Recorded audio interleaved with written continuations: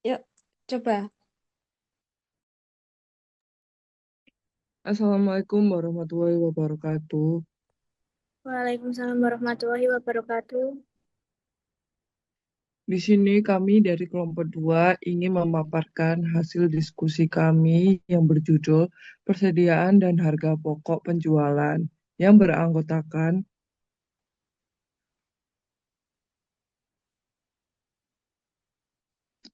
pertama ada Elisa Widiasari NPM 74, yang kedua ada Putra Hernowo NPM 76, ketiga ada Helen Senjan NPM 91, yang keempat ada Muhammad Jaziul NPM 100, dan kelima Afifah Nur Afifah NPM 102.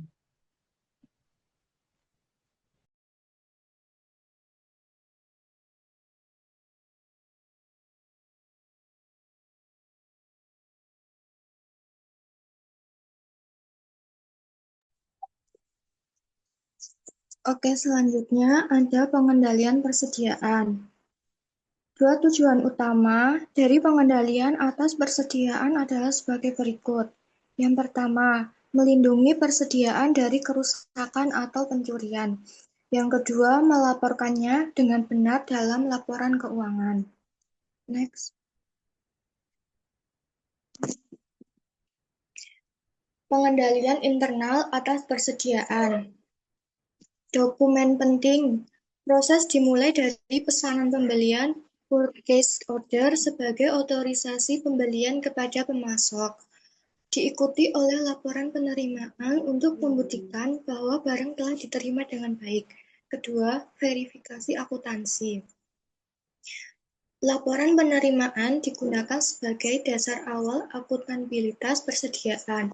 Sebelum dicatat, dokumen-dokumen seperti pesanan pembelian, laporan penerimaan, dan faktur dari pemasok harus dicocokkan terlebih dahulu untuk memastikan kesesuaian harga, jumlah, dan jenis barang. Jika ada perbedaan, harus segera diselidiki. Terakhir ada sistem perpetual dan buku pembantu.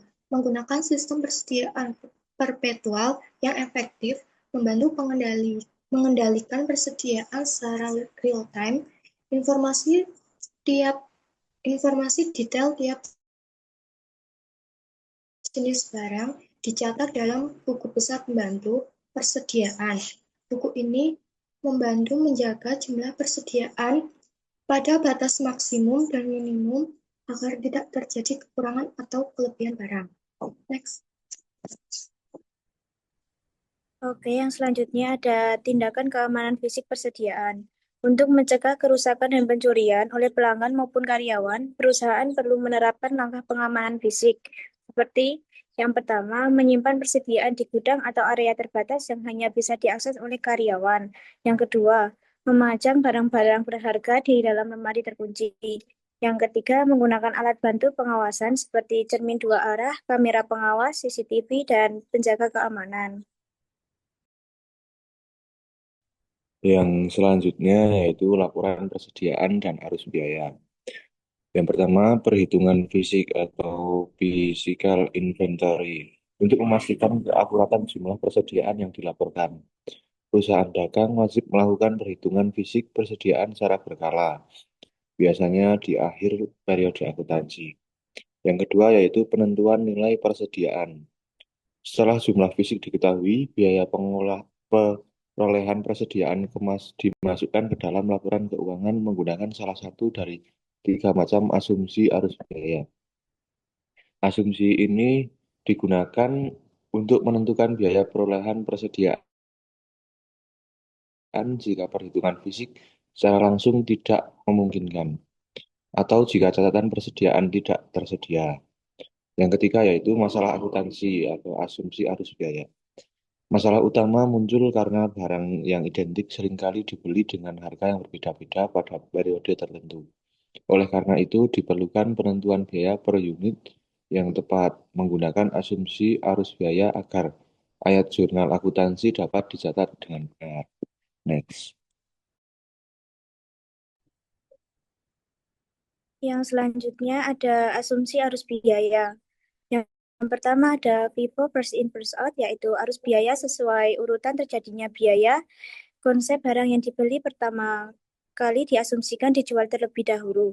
Dampak persediaan akhir berasal dari biaya pembeli paling baru. Kelebihannya konsisten dengan arus fisik barang, misalnya di supermarket. Yang kedua ada LIFO, last in first out, yaitu arus biaya digunakan untuk berkebalikan dari terjadinya biaya. Konsep barang yang dibeli terakhir diasumsikan dijual terlebih dahulu. Dampaknya persediaan akhir berasal dari biaya pembeli paling awal. Tujuan sering digunakan untuk penghematan pajak karena melaporkan laba lebih rendah saat harga naik. Yang ketiga ada rata-rata tertimbang. Arus biaya merupakan rata-rata dari seluruh biaya yang terjadi. Konsepnya menggunakan rata-rata biaya untuk menentukan beban pokok penjualan dan persediaan akhir. Rumus dari asumsi arus biaya itu total biaya unit tersedia atau unit tersedia untuk dijual. Sistem perpetual disebut rata-rata bergerak moving average karena dihitung ulang setiap ada pembeli baru. Yang selanjutnya,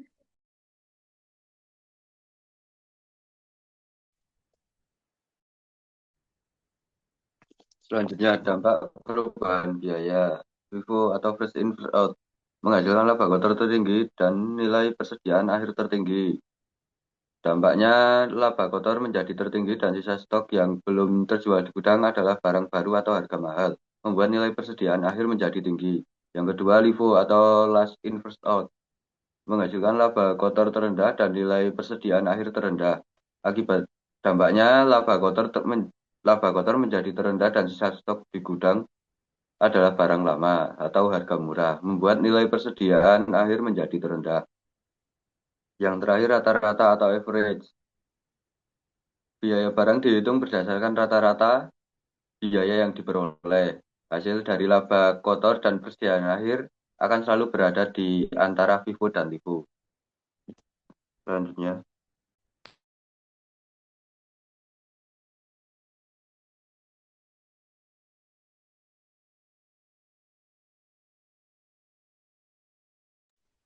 Kemudian ada cara menghitung HPP. Adapun cara menghitung HPP, harga pokok penjual, adalah dengan menjumlahkan persediaan awal barang dengan total persediaan bersih, lalu dikurangi dengan persediaan akhir. Satu, rumus HPP perusahaan dagang, yaitu HPP sama dengan persediaan awal tambah persediaan bersih dikurangi persediaan akhir.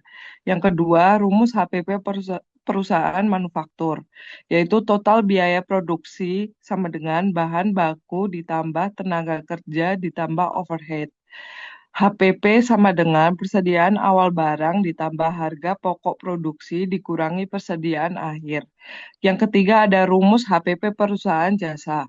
HPP sama dengan total biaya langsung ditambah biaya overhead langsung. Mungkin itu demikian yang dapat kita sampaikan. Bila ada kekurangannya mohon maaf. Wassalamualaikum warahmatullahi wabarakatuh. Waalaikumsalam warahmatullahi wabarakatuh.